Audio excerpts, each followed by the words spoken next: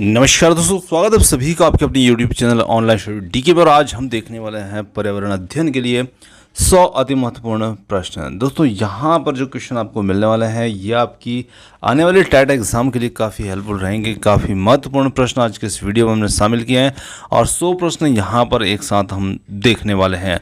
तो आइए और बढ़ते हैं आज के हमारे 100 मोस्ट टाइम पे क्वेश्चन की ओर और देखते हैं क्वेश्चन को। देखिए क्वेश्चन यहाँ पर आपको मिलने वाले हैं वन लाइनर, क्योंकि क्वेश्चन की संख्या थोड़ी सी ज़्यादा है, इसमें समय काफ़ी ज़्यादा लगता है। तो उस हिसाब से आपको फटाफट जो भी मोस्ट टाइम पे क्वेश्चन है उन सीधा क्वेश्चन और उनका आंसर देखने को मिलेगा। तो बात करें यहाँ पर संयुक्त राष्ट्र पर्यावरण कार्यक्रम, जिसे UNEP कहा जाता है, संक्षिप्त में कभी कभी UNEP के रूप में प्रश्न पूछा जाता है कि इसका मुख्यालय जो है वो कहाँ पर है। तो यहाँ पर इसके मुख्यालय की बात करेंगे तो नैरोबी केन्या जो है इसका मुख्यालय है और इसकी स्थापना जो थी वो हुई थी 1972 में। आगे बढ़ते हैं अगले प्रश्न की ओर, देखते हैं अर्धरात्रि का सूर्य की भूमि किस देश को कहा जाता है। काफ़ी अच्छा प्रश्न है। अर्धरात्रि का सूर्य की भूमि किस देश को कहा जाता है, तो नॉर्वे जो देश है इसे अर्धरात्रि का सूर्य की भूमि का देश कहा जाता है। आगे देखेंगे अगले प्रश्न को, तो निक्स ओलंपिक्स नामक पर्वत जो है ये किस ग्रह पर है, यानी कि ग्रह से संबंधित प्रश्न है। यहाँ पर एक निक्स ओलंपिक नामक पर्वत जो है वो कौन से ग्रह पर देखने को मिलता है, तो वो मिलता है यहाँ पर मंगल ग्रह में। और अगला प्रश्न आता है यहाँ पर चेरनोबिल परमाणु दुर्घटना जो थी ये कब हुई थी और किस देश में हुई थी। तो ये काफ़ी महत्वपूर्ण प्रश्न है। अक्सर इस चेरनोबिल परमाणु दुर्घटना से प्रश्न पूछा जाता है, कहाँ पर हुई, कब हुई, कैसे हुई या कैसे संबंधित है। तो ये जो दुर्घटना है ये 25-26 अप्रैल 1986 को यूक्रेन में होने वाली एक परमाणु दुर्घटना थी, जहां पर चेरनोबिल नाम इसे दिया गया है। आगे देखें अगले प्रश्न को, तो यहाँ पर एक वृक्ष एक बड़े स्थानिक स्तर पर किससे क्रिया करता है, तो यहाँ पर वायु और जल से क्रिया करता है एक वृक्ष बड़े स्थानिक स्तर पर। आगे देखें तो औद्योगिक क्रांति जो थी ये सबसे पहले कहाँ पर शुरू की गई थी, तो औद्योगिक क्रांति सबसे पहले जो शुरू की गई थी ये की गई थी इंग्लैंड में, इसकी शुरुआत हुई थी। आगे देखें तो इंदिरा गांधी वानिकी अकादमी की कहाँ स्थित है, तो इंदिरा गांधी वानिकी अकादमी जो है ये देहरादून में स्थित अकादमी है। चलिए आगे देखें अगले प्रश्न को, तो अगला प्रश्न आता है यहाँ पर सफोकेशन क्या है। सफोकेशन क्या है, तो यहाँ पर ऑक्सीजन की कमी का जीवों पर जो प्रभाव होता है उसी को कहा जाता है सफोकेशन। तो यहाँ पर अगले प्रश्न को देखें तो बायोटेक्नोलॉजी पार्क जो है ये कहाँ पर स्थित है, तो बायोटेक्नोलॉजी पार्क जो है ये स्थित है लखनऊ में। कहाँ पर प्रजाति विविधता अन्य भौगोलिक प्रदेशों की अपेक्षा अधिक होती है, तो देखिए यहाँ पर हम बात करें तो हमारी जो पृथ्वी होती है उसका आकार इस प्रकार का होता है। पूरी तरह मैंने यहाँ पर गोल नहीं बनाया मेरे से, तो आप उस बात को अवॉइड कीजिएगा। और यहाँ पर जो हमारी भूमध्य रेखा होती है यहाँ पर जो अन्य प्रदेशों की अपेक्षा जैव विविधता जो होती है वो ज़्यादा देखने को मिलती है इस क्षेत्र में, और ये जो ध्रुव होते हैं यहाँ पर वो चीज़ कम देखने को मिलती है। तो भूमध्य रेखीय प्रदेश की बात की गई है, यहाँ पर जो जैव विविधता होती है वो सबसे ज़्यादा देखने को मिलती है। पर्यावरण जागरूकता फैलाने का सबसे अच्छा सफल तरीका कौन सा है, तो यहाँ पर हम बात करें पर्यावरण की जो शिक्षा होती है उसी के माध्यम से पर्यावरण जागरूकता फैलाने का सबसे अच्छा सफल तरीका है। भारत में जैव विविधता का द्वार किसे कहा जाता है, तो जैव विविधता का द्वार हम किसे कहते हैं, तो पूर्वोत्तर के जो राज्य हैं उन्हें भारत में जैव विविधता का द्वार कहा जाता है। आगे बढ़े अगले प्रश्न को देखें तो सबसे प्राचीन काल से उगाया जाने वाला वृक्ष कौन सा है, तो यहाँ पर सबसे प्राचीन काल में से उगाए जाने वाला सबसे फल वृक्ष की बात की जा रही है, तो इसमें जो खजूर है वो यहाँ पर वृक्ष रहेगा। चलिए आगे देखें भारत को कितने जैव भौगोलिक क्षेत्रों में विभाजित किया गया है, तो हम बात करें भारत को कितने जैव भौगोलिक क्षेत्रों में विभाजित किया गया है, तो यहाँ पर 10 भौगोलिक क्षेत्रों में विभाजित किया गया है, जिसमें आते हैं जैसे लद्दाख के ट्रांस हिमालय क्षेत्र, हिमालय पर्वतमाला, तराई गंगा और ब्रह्मपुत्र के मैदान, राजस्थान के थार रेगिस्तान। इसी के साथ आगे बढ़े दक्कन का पठार, गुजरात, महाराष्ट्र और आंध्र प्रदेश और कर्नाटक और तमिलनाडु के आर्द्र शुष्क चारागाह क्षेत्र, भारत के पूर्वोत्तर राज्य, इसी के साथ में पश्चिमी घाट हैं और अंडमान निकोबार द्वीप समूह है, पश्चिमी और पूर्वी तटीय बेल्ट है। तो इस प्रकार से इन 10 क्षेत्रों में बांटा गया है। विश्व मौसम विज्ञान संगठन मुख्यालय का जो है ये कहाँ पर स्थित है, तो ये जेनेवा स्विट्जरलैंड में स्थित है। आगे बात करते हैं, आगे यहाँ पर हैं पक्षियों का स्वर्ग की उपमा जो है वो किस उद्यान को दी जाती है, तो पक्षियों का स्वर्ग जो उपमा दी जाती है ये कौन से राष्ट्रीय उद्यान, तो केवलादेव घाना राष्ट्रीय उद्यान को ये उपमा दी जाती है पक्षियों के स्वर्ग की। चलिए आगे देखें अगले प्रश्न को। तो अगला प्रश्न आता है, पर्यावरण संरक्षण के लिए ग्रीन आर्मी को प्रारंभ किया गया था। तो ये ग्रीन आर्मी को प्रारंभ करने वाला जो देश था वो था ऑस्ट्रेलिया, जहां पर इन्होंने पर्यावरण के संरक्षण के लिए 1500 लोगों की ग्रीन आर्मी तैयार की थी। चलिए आगे देखें अगले प्रश्न की बात करें तो भारत की जलवायु परिवर्तन पर प्रथम राष्ट्रीय क्रिया योजना जो थी ये कब प्रकाशित हुई थी। यहाँ पर बात करें इस क्रिया योजना की तो ये प्रकाशित हुई थी वर्ष 2008 में। अगला प्रश्न आता है यहाँ पर ईपीए, जो कि यहाँ पर एनवायरमेंटल प्रोटेक्शन एजेंसी। तो ये जो एजेंसी संयुक्त राष्ट्र अमेरिका जो है इसकी संघीय एजेंसी है और इसकी स्थापना जो थी ये कब की गई थी। तो इसकी स्थापना की गई थी 2 दिसंबर 1970 को इसकी स्थापना जो है ईपीए की गई है।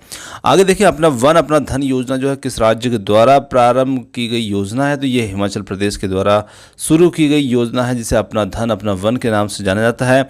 इराक का पुराना नाम क्या है। तो यहाँ पर बात करें इराक के पुराने नाम की तो इसका पुराना नाम होगा मेसोपोटामिया। और यहाँ पर अगला प्रश्न देखें तो जैव द्रव्यमान के उत्पादन की दृष्टि से प्रथम स्थान पर आते हैं। तो जैव द्रव्यमान के उत्पादन की दृष्टि से प्रथम स्थान पर जो आते हैं वो है उष्णकटिबंधीय वर्षा वन।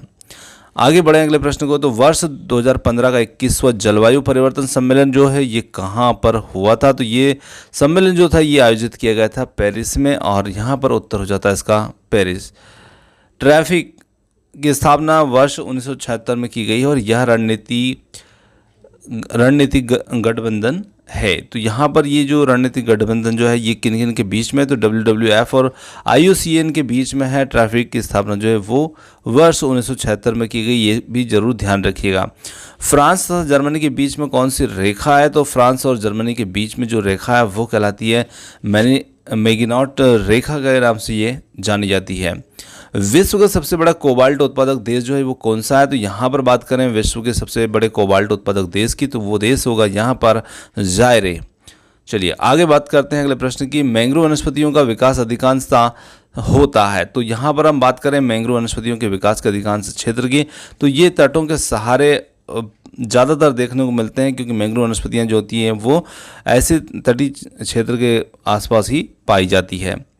और अगले प्रश्न को देखिए तो वायु प्रदूषण के जैविक सूचक का कार्य करने वाले जो जीव है वो कौन है। यहाँ पर है लाइकेन, जो कि जैविक वायु प्रदूषण के जैविक सूचक का कार्य करता है।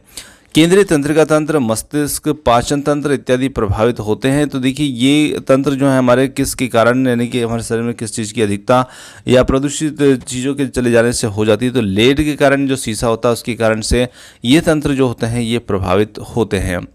पेयजल में कैडमियम की अधिकता से हो जाता है। तो पेयजल में हम कैडमियम की अधिकता से कौन सा रोग होता है। तो बहुत महत्वपूर्ण प्रश्न है ये। इटाई रोग जो है ये कैडमियम की अधिकता से होने वाला रोग है। इसी के साथ में विश्व के 7 अजूबों में सम्मिलित चिचेन इट्जा जो है ये कहाँ पर स्थित है। तो विश्व के 7 अजूबों में सम्मिलित जो चिचेन इट्जा है ये सम्मिलित है मैक्सिको में। आगे बात करें यहाँ पर अगले प्रश्न की, तो पारा मरकरी युक्त जल पीने से क्या हो जाता है। तो पारा मरकरी युक्त जल जब पीते हैं तो इससे मिनीमाता रोग जो है ये देखने को मिलता है। अगले प्रश्न की बात करें, प्रसिद्ध कश्मीर घाटी स्थित है। तो देखिए कश्मीर घाटी नाम से स्पष्ट हो रहा है कि ये कश्मीर में तो है, पर ये कहाँ पर मतलब किन पर्वतमालाओं के बीच में है। तो ये महान हिमालय तथा पीर पंजाल श्रेणी के बीच में स्थित देखने को मिलती है कश्मीर की घाटी। विश्व पर्यावरण दिवस 2018 का मुख्य विषय या थीम क्या था। तो यहाँ पर बात करें वर्ष 2018 के विश्व पर्यावरण दिवस के थीम की, तो उसमें जो थीम था वो था प्लास्टिक प्रदूषण को समाप्त करो, बीट प्लास्टिक पॉल्यूशन। चलिए आगे देखें, भारत में सबसे अधिक उपजाऊ मृदा कौन सी होती है। तो यहाँ पर जलोढ़ या एलुविलाई मृदा जो होती है वो भारत की सबसे अधिक उपजाऊ मृदा होती है, जिसे दक्षिण गंगोत्री के नाम से जाना जाता है। तो यदि हम बात करें भारत का जो प्रथम अंटार्कटिका शोध केंद्र है उसी दक्षिण गंगोत्री के नाम से जाना जाता है। आगे देखें अगले प्रश्न को। तो अगला प्रश्न आता है अंटार्कटिका के भारत के तटीय शोध केंद्र का नाम क्या है। तो देखिए यहाँ पर अंटार्कटिका में भारत के तटीय शोध केंद्र का नाम पूछा है। तो यहाँ पर तटीय शोध केंद्र का नाम जो है वो भारती है। इसके साथ बात करें तो अगले प्रश्न जो है, विश्व का कौन सा द्वीप केवल पक्षियों के लिए प्रसिद्ध है। तो पक्षियों के लिए जो द्वीप प्रसिद्ध है वो है यहाँ पर करजन द्वीप, जो कि सिर्फ पक्षियों के लिए प्रसिद्ध है। और अगले प्रश्न की बात करें तो नल सरोवर पक्षी विहार भारत के किस राज्य में स्थित है? ये है गुजरात राज्य में स्थित है नल सरोवर पक्षी विहार।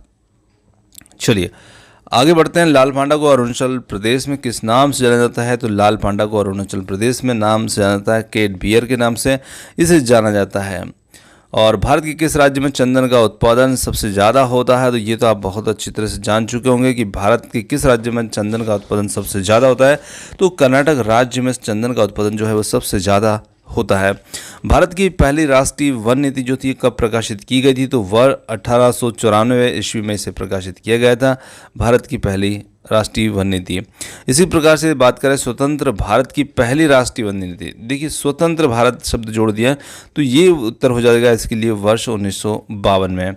यूकेलिप्टस वृक्ष को कहा जाता है, ये पारिस्थितिक आतंकवादी पौधे के नाम से जाना जाता है क्योंकि ये ज़मीन से जल को खींच लेता है ना, और इसकी जड़ें काफ़ी गहराई में जाती है, इसलिए जहाँ पर ये होता है वहाँ पर दूसरे पेड़ पौधों को पनपने में थोड़ी सी समस्या होती है और उस क्षेत्र में जल की कमी हो जाती है, तो इसलिए इसे आतंकवादी पारिस्थितिक पौधे के नाम से जानते हैं।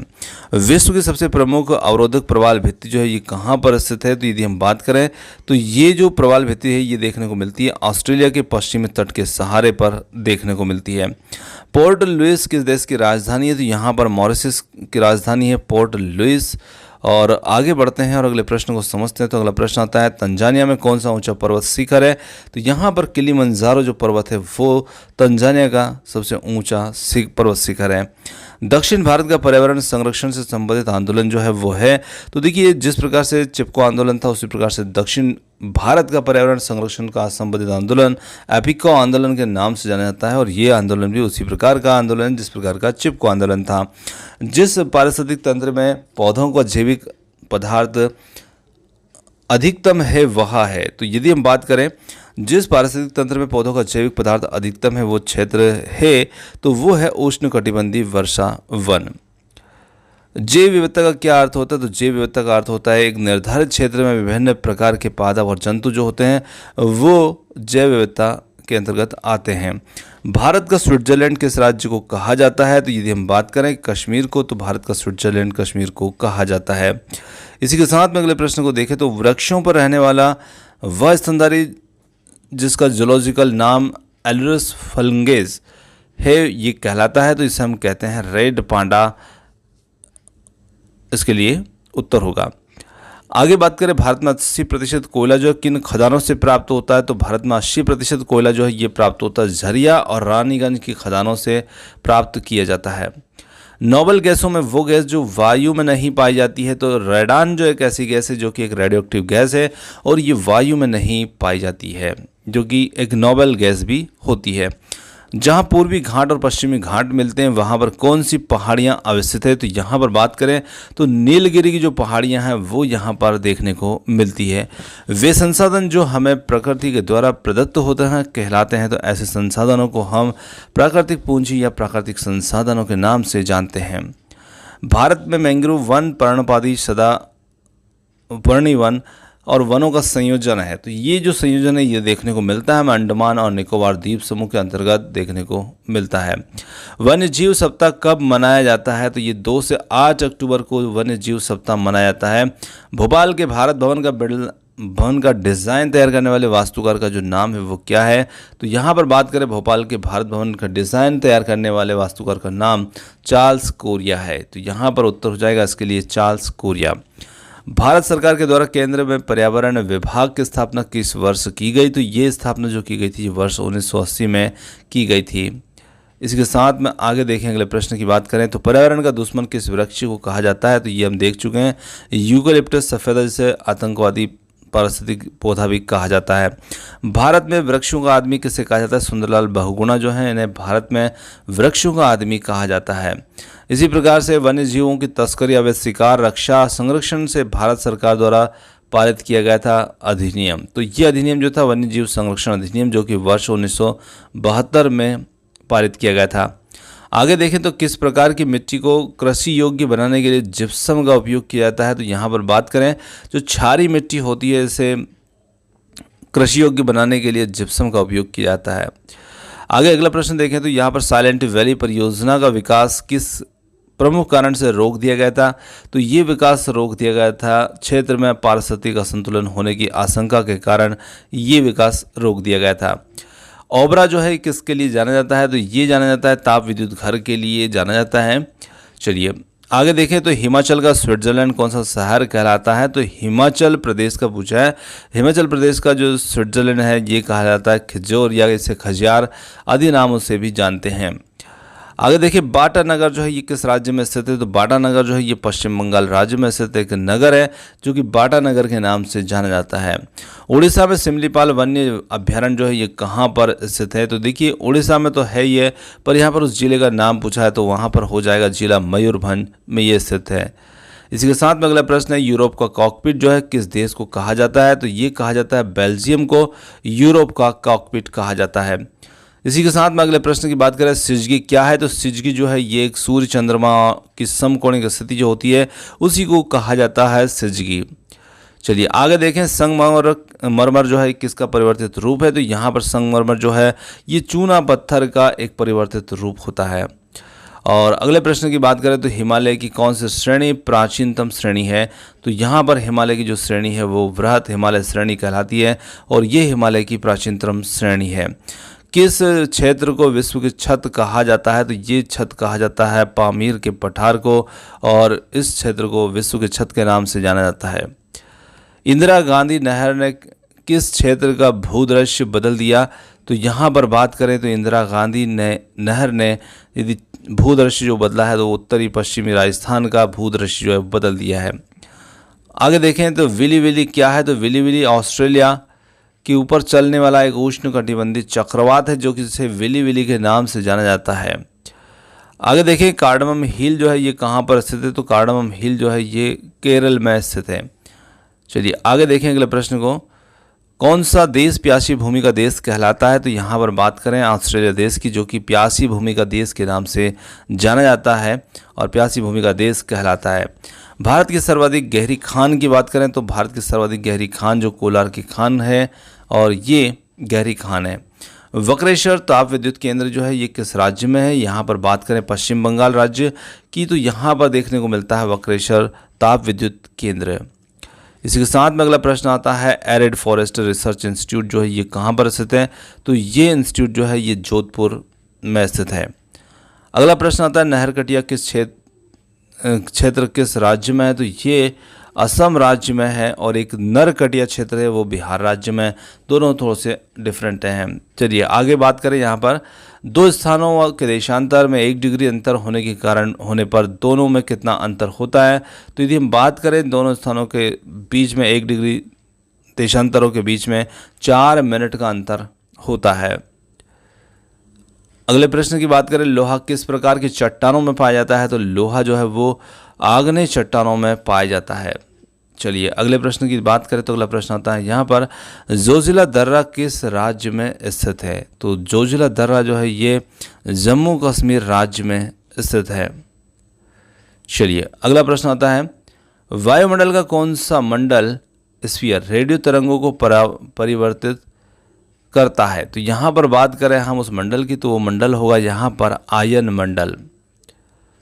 चलिए अगला क्वेश्चन आता है भारत में कांच के कुटीर उद्योग का सबसे बड़ा केंद्र कहाँ पर है? तो भारत में कांच के कुटीर उद्योग का सबसे बड़ा केंद्र जो देखने को मिलता है तो ये केंद्र है यहाँ पर फिरोजाबाद उत्तर प्रदेश में। अगला प्रश्न आता है टोम्बोलो नामक स्थलाकृति का निर्माण किसके द्वारा होता है? तो यहाँ पर हम बात करें सागरीय लहरों के द्वारा से टोम्बोलो नामक स्थलाकृति जो है इनका निर्माण होता है। उत्तरी पश्चिमी भारत में शीतकालीन वर्षा किसके कारण होती है? तो ये पश्चिमी विक्षोभों के कारण से होने वाली वर्षा शीतकालीन वर्षा जो है वो होती है। चलिए आगे देखें तो भारत की सबसे बड़ी झील चिल्का झील जो है ये किस राज्य में है? तो यहाँ पर झील तो जानते हैं हम चिल्का झील और ये राज्य पूछा है तो ये उड़ीसा राज्य यहाँ पर हो जाएगा। आगे बात करें चांदीपुर जो है किसके लिए प्रसिद्ध है? तो चांदीपुर जो है मिसाइल परीक्षण केंद्र के रूप में प्रसिद्ध है और यहाँ पर कई मिसाइलों का परीक्षण किया जा चुका है। आगे देखें भूमध्य सागर की कुंजी किसे कहा जाता है? तो भूमध्य सागर की कुंजी कहा जाता है जिब्राल्टर जल संधि को इसे भूमध्य सागर की कुंजी के नाम से जानते हैं।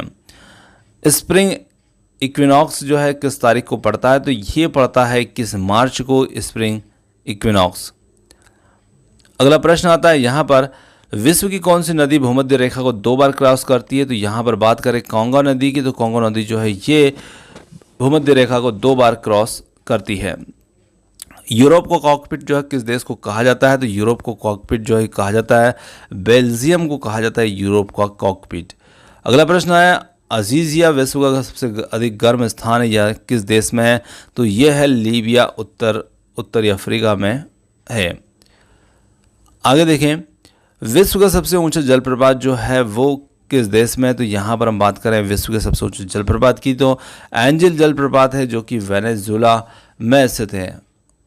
चलिए, गंगा डेल्टा के शीर्ष पर कौन सी पहाड़ियाँ स्थित हैं? तो गंगा डेल्टा के शीर्ष पर जो पहाड़ियाँ स्थित हैं वो हैं राजमहल पहाड़ियाँ। और अगला प्रश्न की बात करें तो यहाँ पर आता है अगला प्रश्न, खासी और जयंतिया की पहाड़ियाँ किस राज्य में स्थित हैं? तो खासी और जयंतिया की पहाड़ियाँ जिस राज्य में है उस राज्य का नाम होगा यहाँ पर मेघालय राज्य। और आगे देखिए, कौन सा नगर जापान का पिट्सबर्ग कहा जाता है? तो जापान का पिट्सबर्ग कहा जाता है ओसाका को। ओसाका जो है ये जापान का पिट्सबर्ग कहलाता है। इसके साथ में बेलाडेला किसके उत्पादन के लिए प्रसिद्ध है? तो बात करें बेलाडेला की, तो ये लौह अयस्क के लिए उत्पादन के लिए प्रसिद्ध है। तो दोस्तों, यहाँ पर आज के हमारे पर्यावरण से संबंधित जो 100 अति महत्वपूर्ण प्रश्न थे ये समाप्त होते हैं। और क्वेश्चन आपको कैसे लगे कमेंट्स करके ज़रूर बताइएगा। वीडियो पसंद आया हो तो वीडियो को लाइक, शेयर, चैनल को सब्सक्राइब करना मत भूलिएगा। आपने समय दिया उसके लिए बहुत बहुत धन्यवाद। Thanks for watching.